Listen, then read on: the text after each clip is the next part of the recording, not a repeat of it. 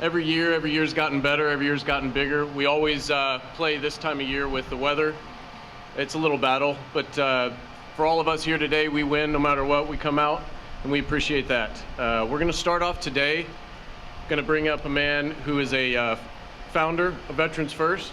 He's been on the team and helping Nick plan this incessantly for the last about 3-4 years. His name is Joseph Green. I want to welcome Joseph Green. Come on up, buddy.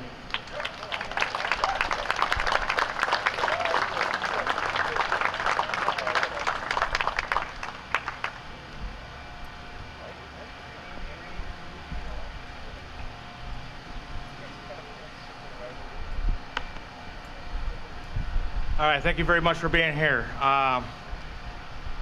This is amazing that you guys all came out today, and I really want to thank everybody for showing up.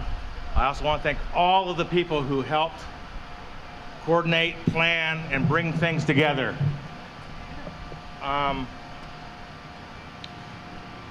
So a couple weeks ago, we were in Washington State, and we did this kind of as a whim. And I did a modified oath of enlistment. And it went together pretty good, and I think we had a good turnout. So we're going to do it again.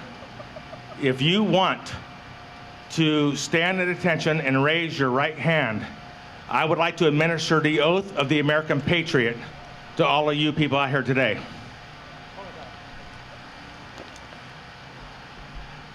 When I say I want you to state your name. I do solemnly swear that I will support and defend the Constitution of the United States against all enemies, foreign and domestic. I will bear true faith and allegiance to the same. I will hold accountable the President of the United States, members of Congress, and all elected officials at state, county, and local levels. I will insist that they put the citizens of the United States of America first.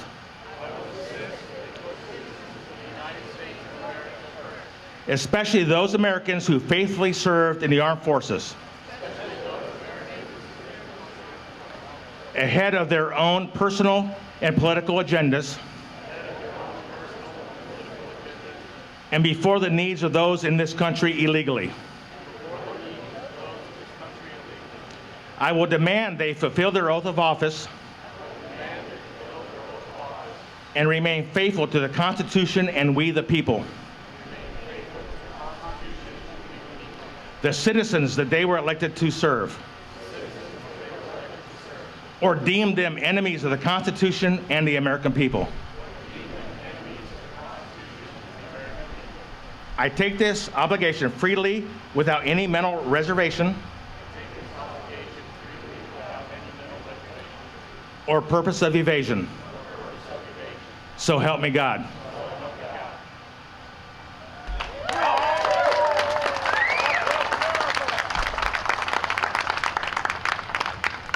There's a copy of this down here by the hot dogs. If you guys want to sign this, I would encourage everybody to sign this, and we will have it as part of our history, similar to the Constitution. Thank you.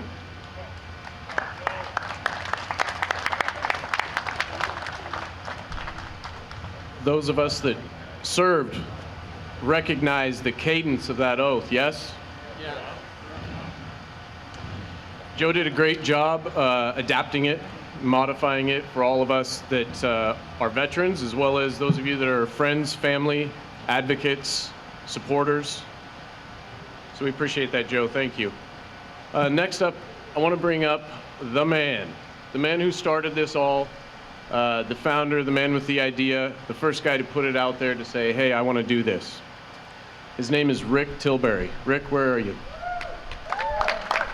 Rick is the man. Bring it on. Don't let him fool you. Camera and all.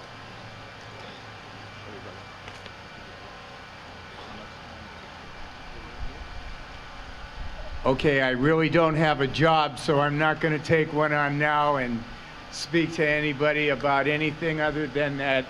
I just want to say that I love you all. This isn't a red, white, and blue crowd. This is a crowd that loves their country.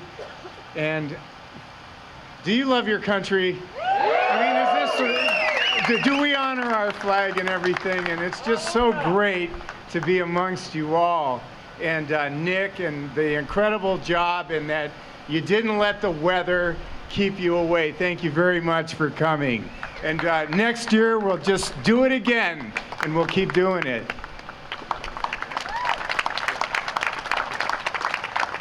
Okay, we're going to do the Pledge of Allegiance. I pledge allegiance to the flag, the United States of America, to the republic for which it stands, one nation, under God, indivisible, with liberty and justice for all. Amen.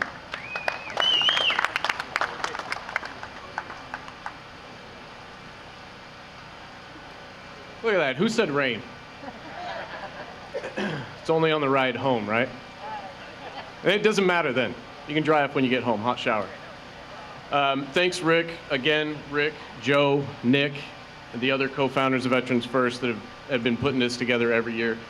If you guys get a chance, if you didn't already, free hot dogs, chips, snacks over here.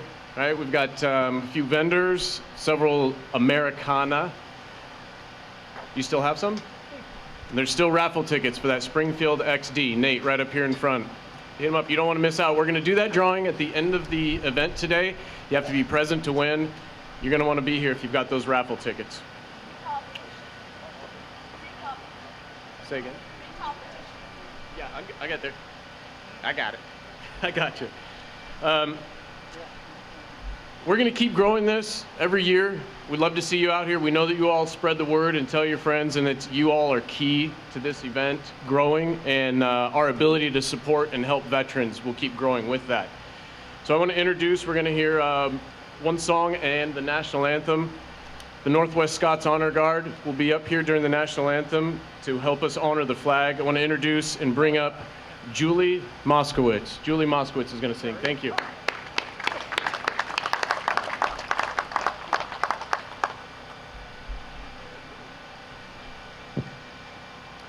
God bless America, land that I love.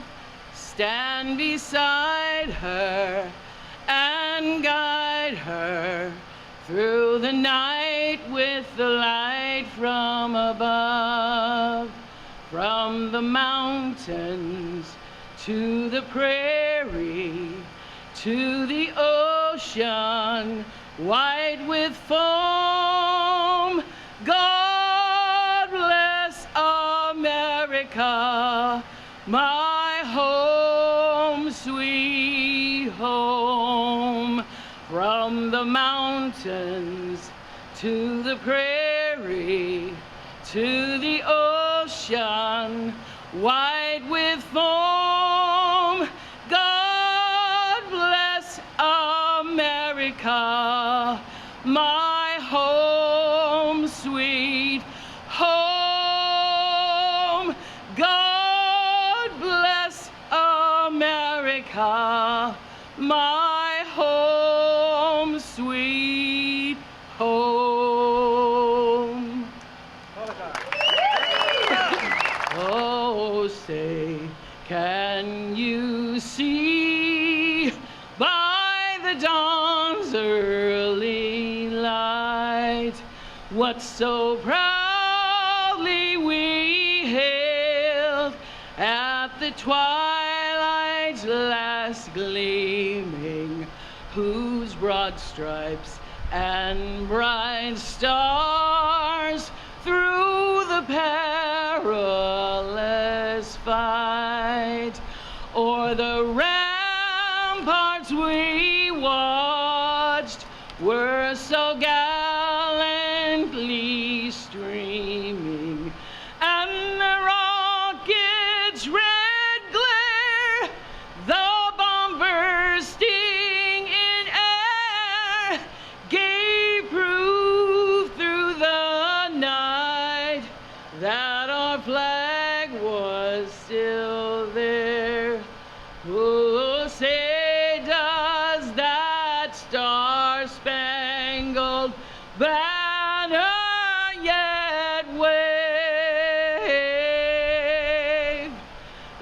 the land of the free and the home of the brave.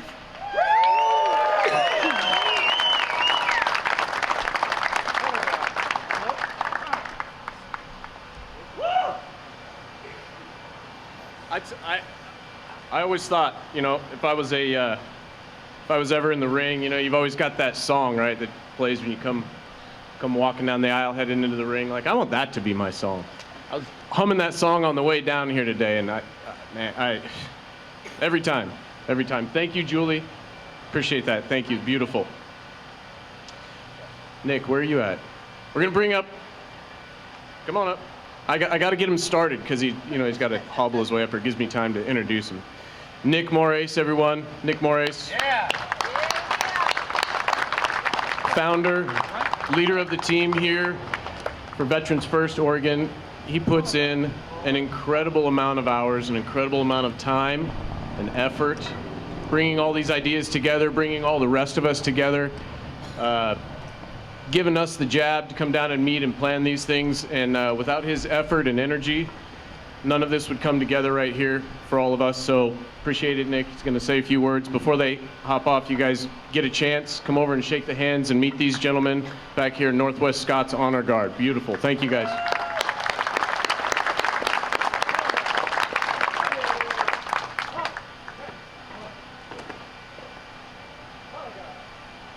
How's everybody doing? How many veterans we got here? Raise your hand. Look around, guys. It's awesome.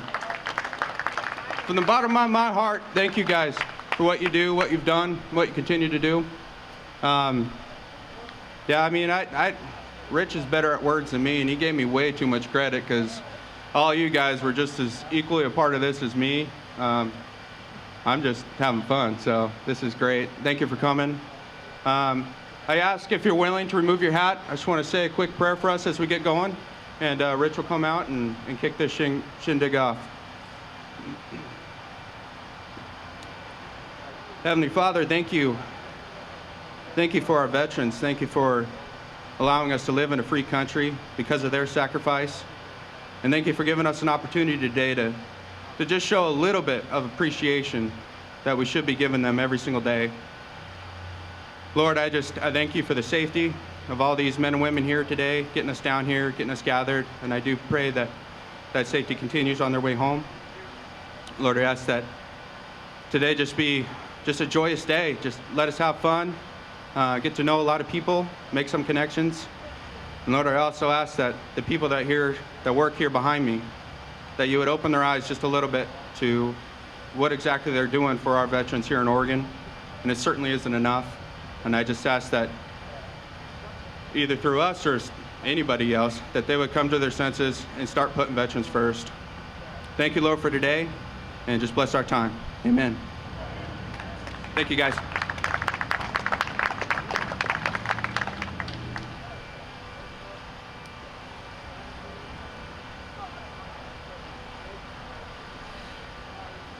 So when this event started, it started with Rick had an idea. It came from what's known as a critical mass ride. And a critical mass ride, as Rick explained it to me 4 years ago, it was started by bicyclists. Bicyclists that were trying to draw attention and bring awareness to bicycle safety. Completely different venue and topic and motivation. But we thought we can apply that. We can bring it here. We do a critical mass ride. We get all the motorcycles, we get all the vets, we get all of us here on the steps in front of the Capitol. They know we're here every single year. It grows. We take pictures. We're going to take a picture here in a minute, and there's a reason for that. It's all important. This shows our voice, our collective voice. And you're going to hear a theme today throughout the day about participation, about the voice of the collective, advocacy, involvement. Keep these things in the back of your mind today as we move forward. We're going to get into the meat of it. We're going to get into the nitty-gritty. You're going to hear from some amazing speakers today. Really, truly, the list of speakers that we're so blessed to have here today. All of you that are here today, I want you to remember, you are advocates. You're part of a bigger picture here. You're part of the Veterans First mission, which we're going to continue to get more into, and you're going to learn and see where we're going, where you're going, where we're headed. I just want to say I appreciate all of you being here, because Veterans First wouldn't be here. We wouldn't have a voice. We wouldn't have any traction without all of you. Just before we get going, I spoke with the state trooper. Just a couple quick guiding words, get this stuff out of the way. Please, if at all possible, please try and use a crosswalk when you're going back and forth. Try not to get in the street, block traffic.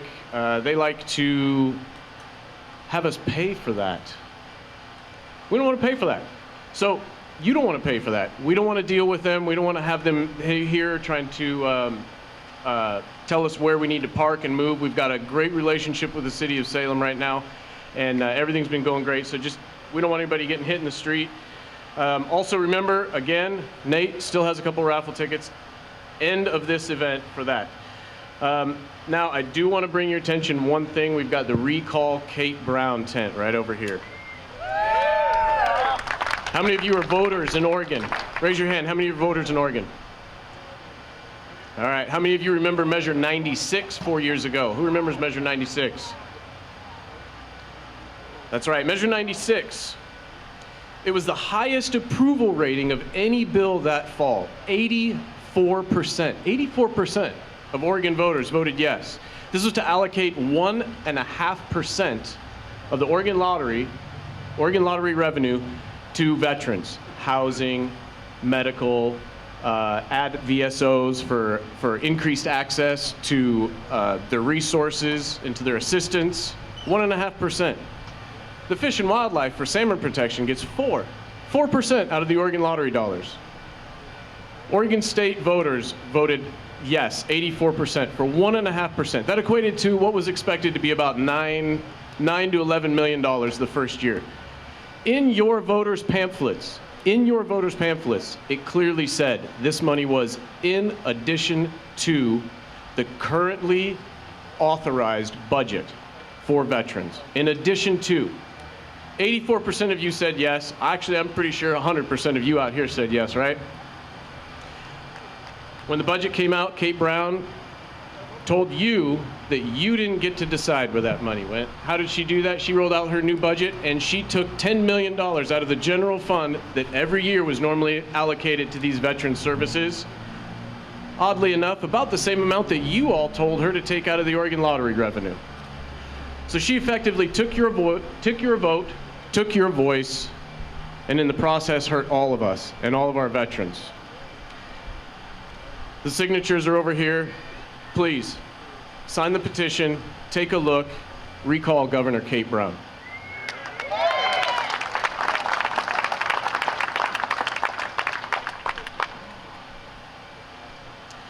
The question comes up, why? Why are we here? Why do we do this every year?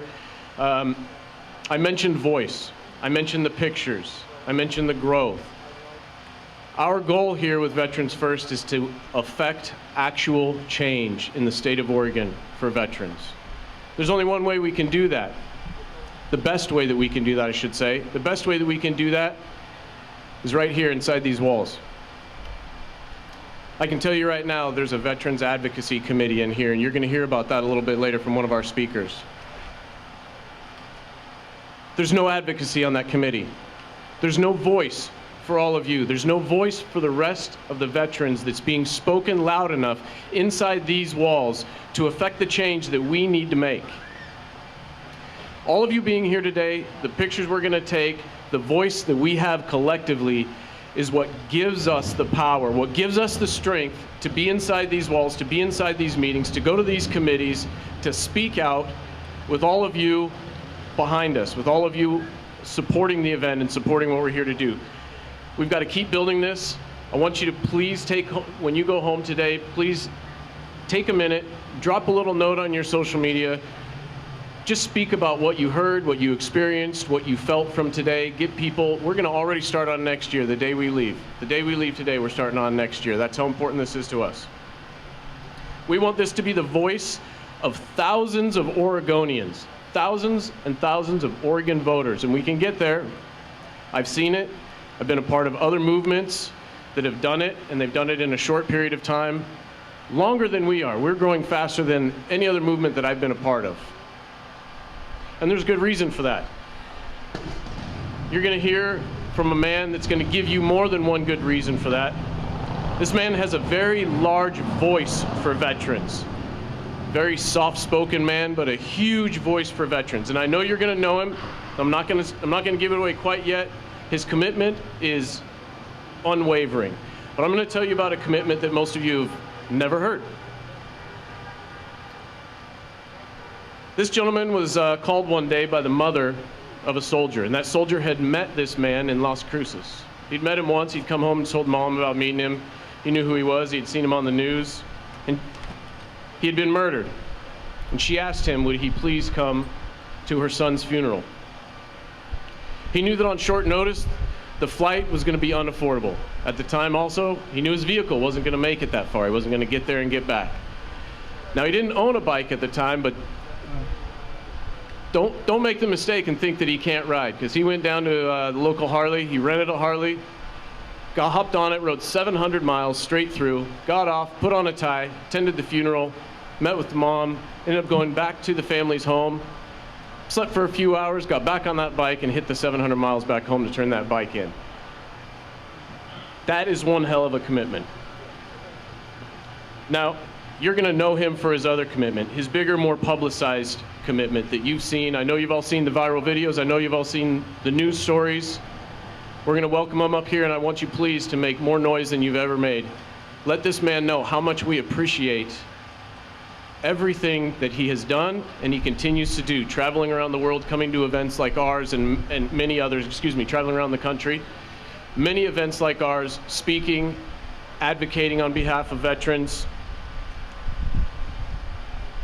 What he saw was an opportunity. I take that back. What he saw was a need. He saw a need one day, in uniform, hundreds and hundreds of veterans riding past him on motorcycles. And he picked the one skinny curb lane that he could find right there in between them all. He told me, I talked to him on the phone, he told me, as he saw all these veterans go past, all he could think was, we salute these veterans at their funeral. It's too late. It's too late to let them know how much that we care. It's too late to let them know how much we appreciate their sacrifice, how much we want to honor them. He took that stand on that curb, held a salute, and he hasn't stopped since 2002. You know him as the saluting Marine. Holding that salute for 3 to 4 hours and more. Please, everyone, please make as much noise as you can. Welcome this man, Staff Sergeant Tim Chambers. Sergeant Tim Chambers.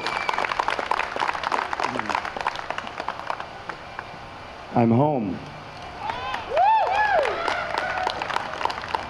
And they don't know outside of the confines of this state where home really is. All they think it is Portland. But that's not home. That's not Oregon in my heart. I grew up in Silverton, Oregon, up in the hills.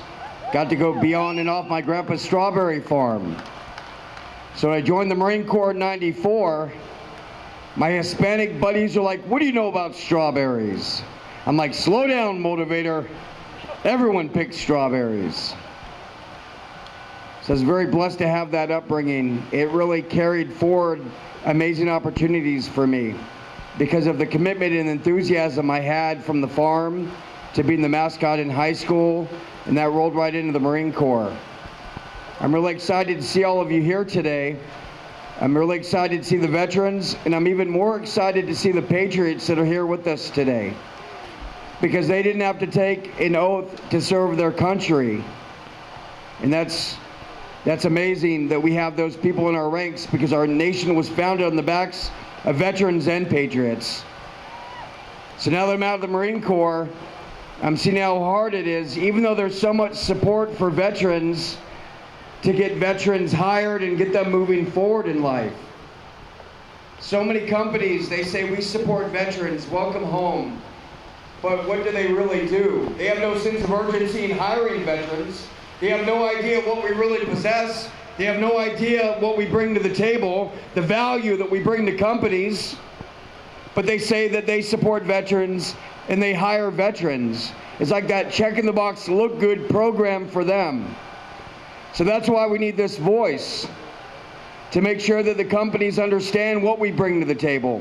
Who in their right mind would sign a contract for a period of time to work for a company? Who would not forget what they're doing is why they get paid, so they better keep doing what they're doing? And that's a veteran. And they've shortchanged us when it comes to employment. They have no idea what they're passing up when they don't want to take a little time, invest a little money to get a return. I thought that's what companies were all about, but I'm not seeing it anywhere in society. Very sad. So that's why we need this here. I was told not to use words that start with the letter A. They don't like that around these parts. The letter A. Acknowledgement, acceptance, accountability. We need to start holding them accountable. We do not take communion from the people in this building. We need to stop acting like we do.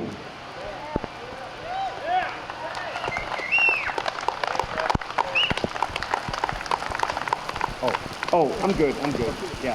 Please, Facebook's gonna crucify me for the umbrella that the Marine had. Holy mackerel. My wife doesn't quite understand that. Oh, if it ain't raining, we ain't training, my friend. Amen to that shit, right? I'm in my uniform today, not only because it was laundry day, but more importantly, I'm in it to show my respect to all of you. The admiration I have for all of you, surviving in the economy and everything you've done in the service, and for all the young bucks that are having a hard time finding their way. We have our unsung heroes amongst us that served in Vietnam and Korea, Beirut, Desert Storm even. They marched forward in life and didn't have any charities there to support them, didn't even have any support from the government, and they marched forward because they didn't forget where they fit in society, and they didn't forget that they're an American and an Oregonian. There's nothing we can't do. There's no beach we cannot storm. Let's make it happen. There's a lot more to be done. And for me, we're losing our moral compass as a society. We're drop kicking the religion part. We're forgetting what the flag stands for when that could be our last saving grace to unite citizens. So I'm working on a children's book. It'll be for ages 8 through 88, because society did not embrace that the flag stands for people who marched for freedom and people who marched for equality. So those are the standards that we must maintain, and we must raise the standards. I'm also helping veterans with unaffordable dental. Kind of a no-brainer, right? The government doesn't understand that dental has a lot to do with health. Look, if the Marine can get it, anyone can get it. A lot of pictures in the manual, right? So don't hesitate to holler at me. But I stand for you. When I'm standing there in D.C., I don't hesitate to let them know I'm an Oregonian first. Semper Fi. I'm gonna go get shade. Yeah, right.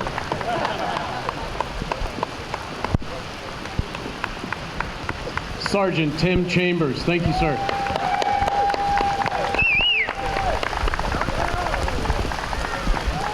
Nice. This is beautiful. How many of you served in the rain? How many of you served in the mud? This isn't going to hurt us, right? All right, next. Hello. Can you guys hear me? Yeah? Okay. I'm fine. I just want to thank every veteran here for their service. I really appreciate it. So thank you for your service.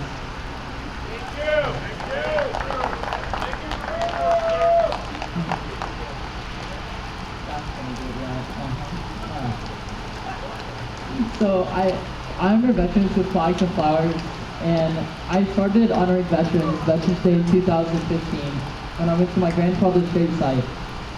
to honor him with a flag.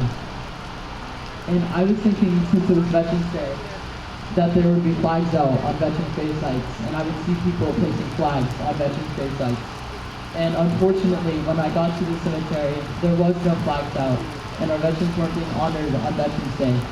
And so I got really frustrated and really mad that our veterans weren't being honored, and I wanted to do something about it. And so since that day, I placed around 200,000 flags and flowers out in 30 states.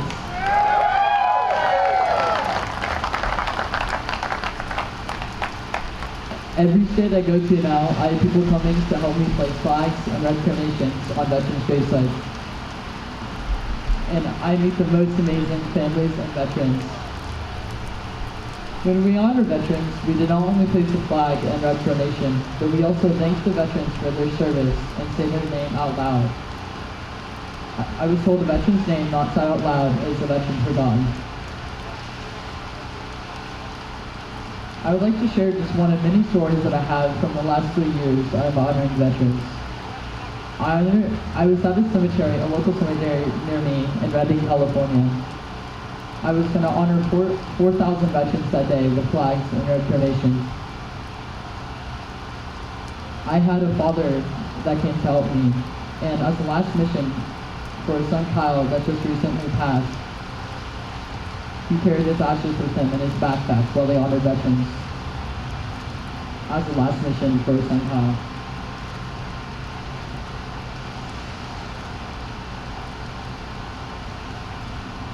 I'll never forget all the pain that I saw in his eyes that day. And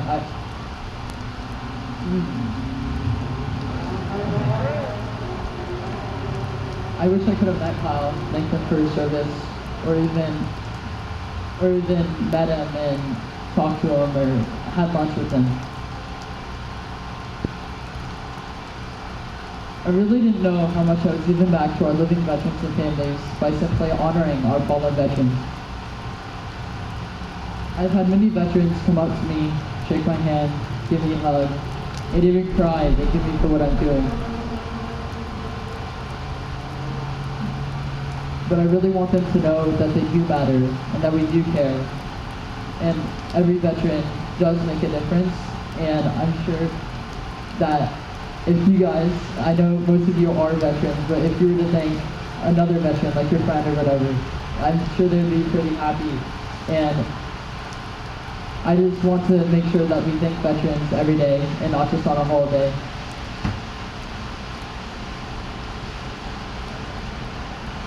A veteran once told me that he would rather sit and listen with another veteran for as long as it takes than to listen for 50 minutes of his eulogy.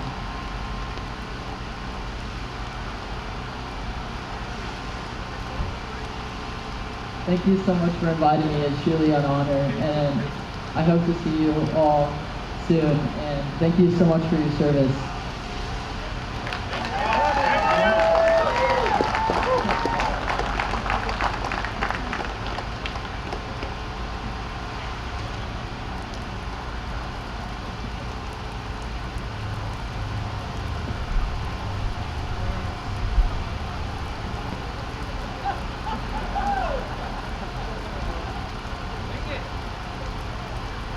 So much for that. Notes are overrated anyway, right? Alright. This next gentleman, 1978, and he joined 8 months later. Volunteers, right? That's always that's a nasty, nasty word to some of us. He volunteered for something, right? He volunteered for Antioch Atoll Islands, and I probably mispronounced that. Is that correct? But he told me about a story. We talked on the phone. He told me about a story. He got home. He was working, got laid off in between jobs. He's doing his unemployment. He's checking in for his job. He pops his head in the police department, doing his checkup. Right? He's got to apply. Hey, you guys hiring? He's here to apply for a job. If you got it, not expecting anything. Just about ready to turn around and walk out, and they say, hey, how about tonight? Are you free tonight? We need a jail watch. We need somebody to step in and cover and watch the jail watch. He's 22 years old.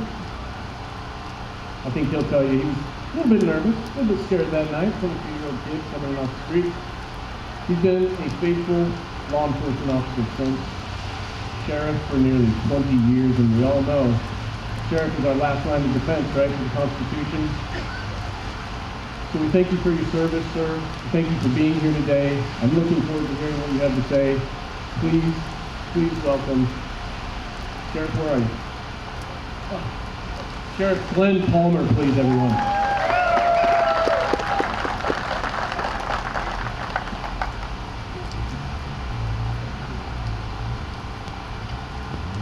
We're going to see if my ink lasts any longer than Preston's.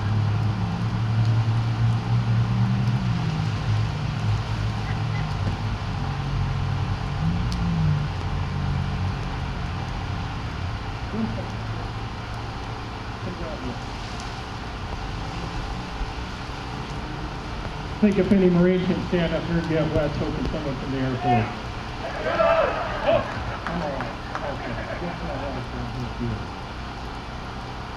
Greetings and thank you for being here, fellow veterans, family, and community leaders. I appreciate the invite to be here to speak, sharing the stage with Tim, Preston, Steve, and Justin. I'm especially honored to be a friend of Laura Jones, who is one of the key organizers of this event. My wife and I have had the pleasure of working side by side with Laura in the Bend area, providing packages and feeding the homeless in that community. It is the Lauras and the Prestons of our world that make our communities better. As veterans, we may share different opinions, but we still value traditions and love for our country. We as veterans need to take ownership and responsibility to ensure that those who have served before us are remembered. We also need to ensure that those who are in harm's way are taken care of while they serve and when they come home. Let us not forget those who fill our shoes in the conflicts and battles to come. As a public servant myself, I continually ask myself, what is it we can do to make a difference in someone else's life? So many of these issues that we face as Oregonians and as veterans in the armed forces are dependent upon the leadership of our local and state government, state legislatures, and leaders at the federal level. We would hope that we can take the politics out of the equation when it comes to taking care of our veterans and service members. Those same people who put our troops in harm's way need to be reminded that when our veterans return to American soil, they will not be forgotten. Whether it is for a funeral, health care, rehab, or when a veteran reenters back into civilian life, our veteran services officers and the Oregon Department of Veterans Affairs, leaders and those in positions of authority should have the best interests of our veterans first and foremost. As a disabled veteran myself and a father of a disabled combat veteran, it shouldn't be too much to ask of those that put our troops in life and death situations that our veterans receive the best care available. Care from medical to mental health, from education to housing and employment.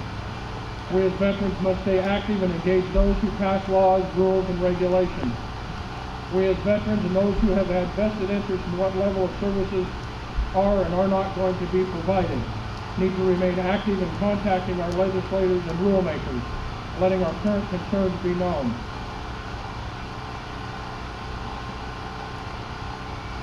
We as veterans need to unite and join forces with the Veterans of Foreign War and the American Legion so our collective voices will make a difference. We as veterans must come to realize there are times we stand our ground and step up and carry the torch for those who are unable to do so.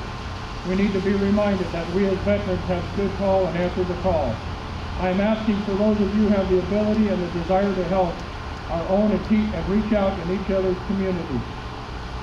To you veterans, become involved, be part of the solution, be a volunteer, run for public office, become leaders in your communities, be a coach for youth activities, be a mentor and help teach youth how to read and write and patriotism.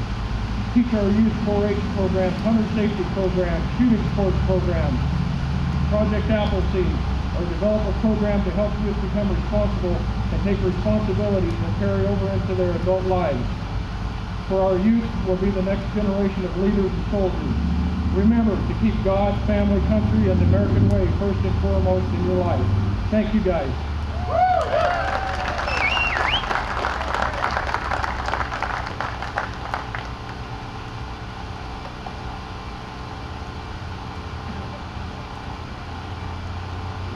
You guys better stick around because the sheriff just asked when he was going to win that pistol. At the end, sir, at the end. Speaking of the raffle, normally right now we'd fill this in, we'd raffle off some of the other prizes that are over here, some of the other donated items and gifts. It's a little wet. You didn't notice. Everything over here is wet. So in order to do that, we're going to do that at the end. They'll lay out the tickets. You'll be able to go over there at the end to see which items that you want. The pistol we'll call out. We'll call out here because everybody wants to know where that's at and who it's going to. Sheriff Coleman. All right, next up, and our final speaker. He just about lives inside these walls. Rifleman. This man I spoke to a couple days ago.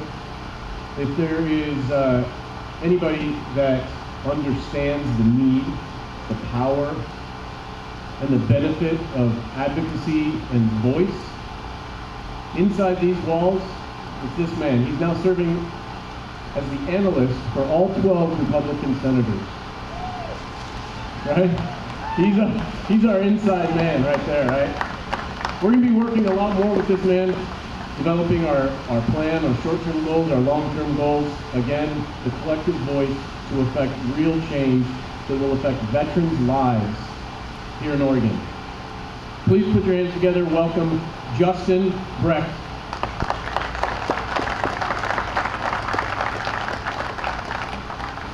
All right, what a day.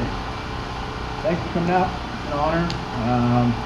Really thankful to be here. I'm gonna actually keep it somewhat short. I wouldn't dare try to keep this crowd a captive audience.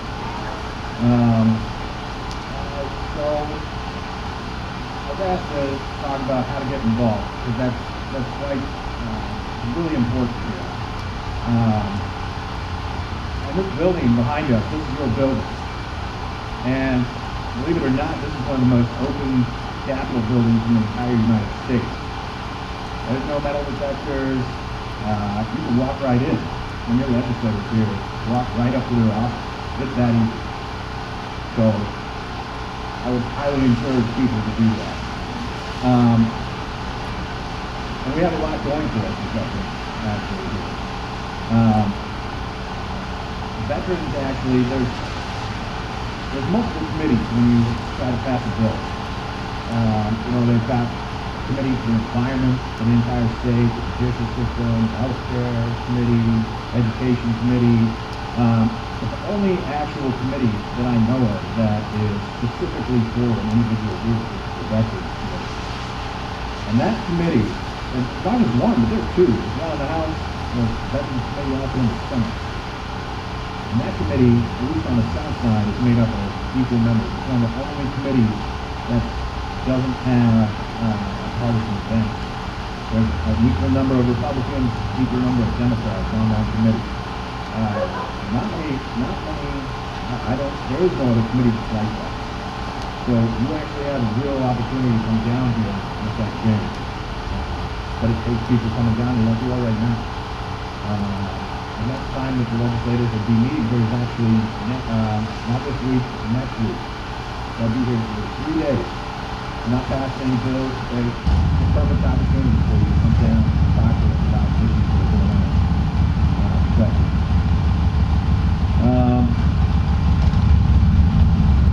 Most of you know, one way that things actually get passed around here is it starts with you actually coming down and just having meetings with your representatives. Doesn't matter if Democrat, Republican, come down here, talk to them. That is by far the best way. You all probably heard this last session was pretty contentious. But what you might not have heard is there was actually a number of things that passed out of veterans committees and passed unanimously. There's a lot of stuff that happens with veterans, their spouses, children and military members. They often come here to the state and their spouse has an occupational license. And it doesn't translate, right? That passed, the spouse actually will translate. So if I can't appeal to you, I'll appeal to everything. You guys you all took an oath when you served. This is a great way to come down here, continue that oath, keep these people behind us accountable. So, thank you all for coming out. I really appreciate it.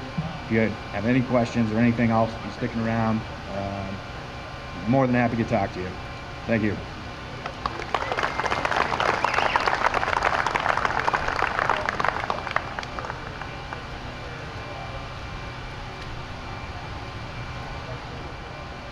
My mistake, and I'm going to blame it on the notes. We've got another speaker to come up for a minute, but real quick for you, Sergeant Tim Chambers has another special message for you.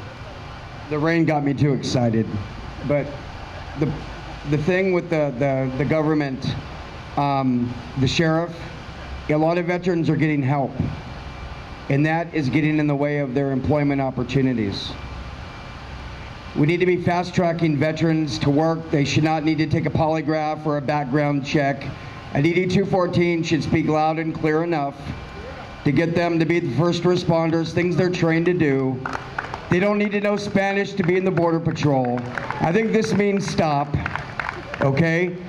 And the government needs to stop hiring green cards and work visas and hire veterans. Simplify.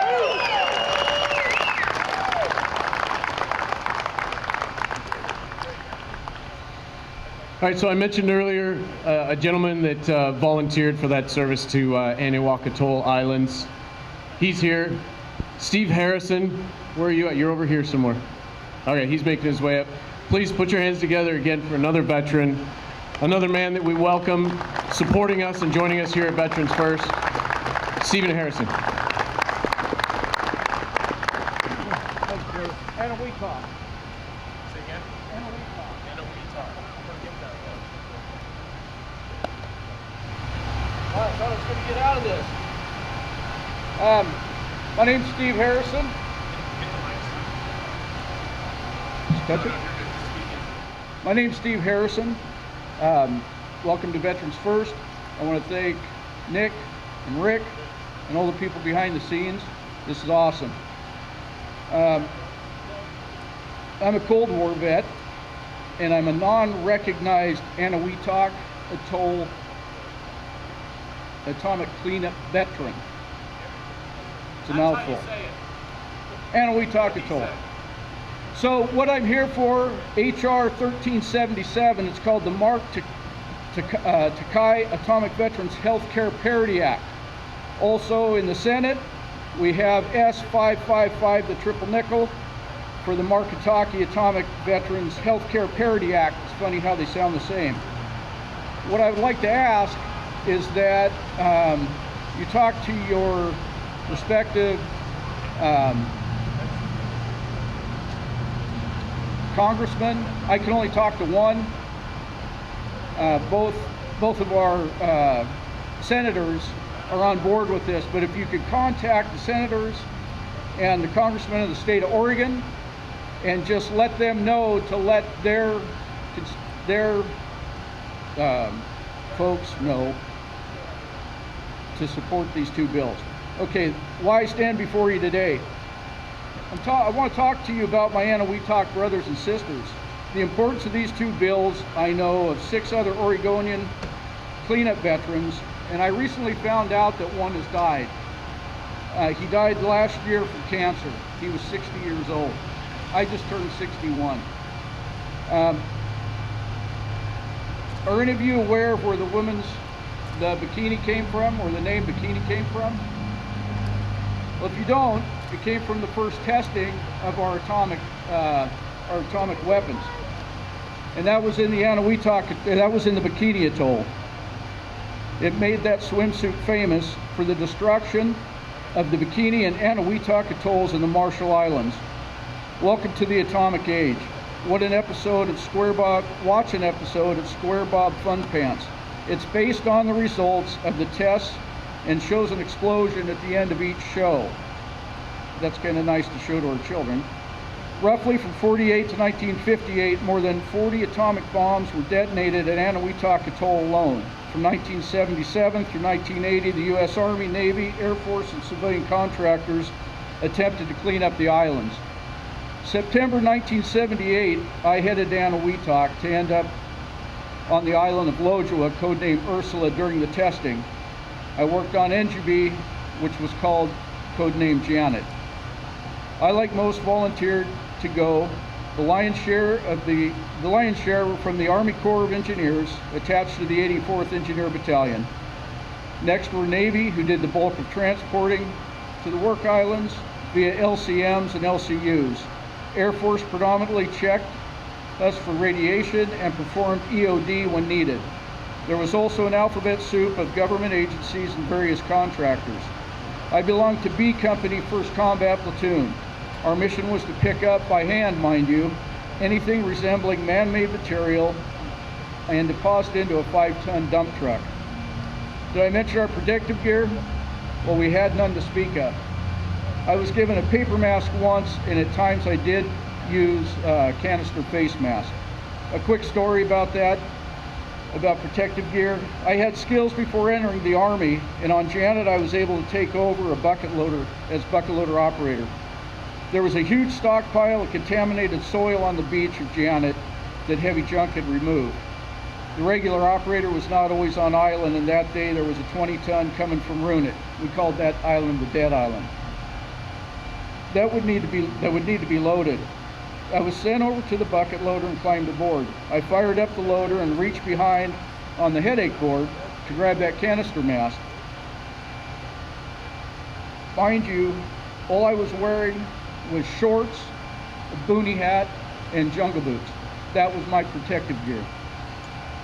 I put on the canister mask,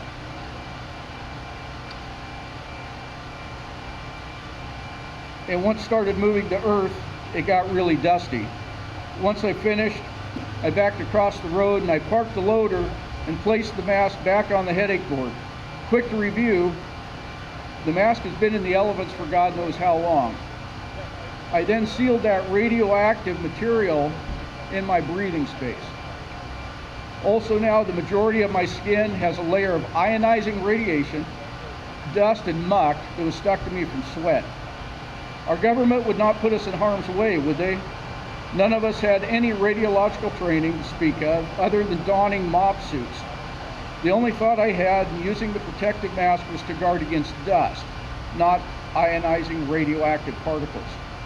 The explanation I was given for radiation exposure prior to going was that it was no worse than getting a dental x-ray. What they didn't say was for 24/7 for 6 months. Later to find out that we were exposed not only to ionizing radiation, but strontium-90, cesium-137, and valerian, to name a few. Recently, we found out that the island Lojoa that we lived on, it had been used in October 1968 for Project 112, Speckled Start, also referred to as SHAD, Shipboard Hazard Defense. It consisted of biological testing of flesh-eating virus. You can't make this shit up. Being the enlisted, we're all there TDY for 179 days or less. Nothing is on our DD-214s. To establish record in one's DD-214, one needs to be 180 days plus TDY. Burden of proof falls on the service member to prove we were even there. Last page. So what does all this mean? This is our Agent Orange. The VA does not recognize us as atomic veterans because we did not participate in the testing. We were at ground zero. DTRA, the Defense Threat Reduction Agency, and the VA say that we're not exposed to any radioactive hazards or toxins. I personally have a letter from my pulmonary doctor that states that the emphysema is a direct result of inhaling toxins during my military service in the Marshall Islands. So far, I'm one of very few fortunate individuals. Many of my brothers have lost their lives way too young. Some passed within years of leaving me a toll. Some became sterile, while others have battled multiple cancers multiple times, and our government refuses to our pleas for help. My guys are dying from invisible bullets. out of over 8,000 participants, there are only 579 known survivors. This is a start for recognition. I urge you to contact your senators and congressmen, ask them to support and spread the word about these two bills. Again, it's H.R. 1377, the Mark Takai Atomic Veterans Healthcare Parity Act, and in the Senate, 55 with the same name. Thank you so much.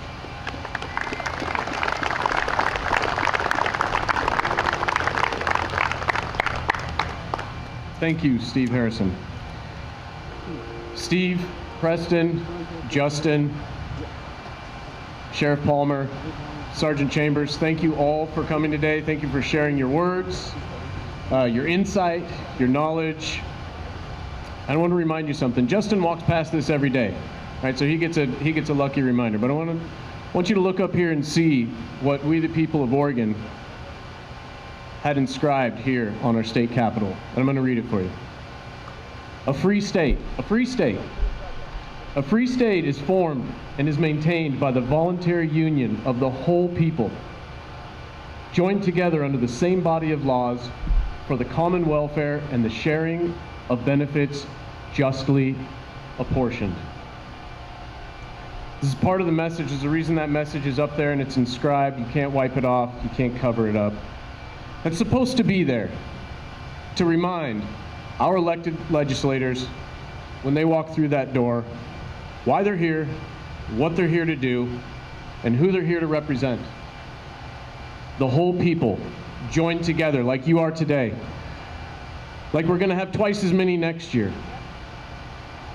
Now, you heard from Justin about involvement. You heard from Steve Harrison about the two bills that he is particularly involved in.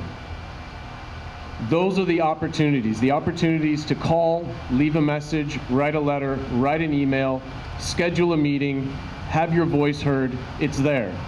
If you can't, if you're far away, if the schedule doesn't permit, you coming here today adds to the collective voice that we keep talking about. This is the voice, all of you here today, this is the number of people, and every year, the number of voices that we represent. They know we're here. They know we've been here every single year. The first year, we came down. The very next week, Nick and I came back. We sat with no less than 9 or 10 of the representatives in there. Asked them, did you hear about us last weekend? Did you hear about the rally? Did you hear about Veterans First outside? Oh, yeah. What was that about? Well, we took that opportunity. We explained it to them, didn't we, Nick? We got invited on the phone calls. They're in the office. They're not used to people coming in and advocating for veterans' rights, advocating for veterans' services, access to those services.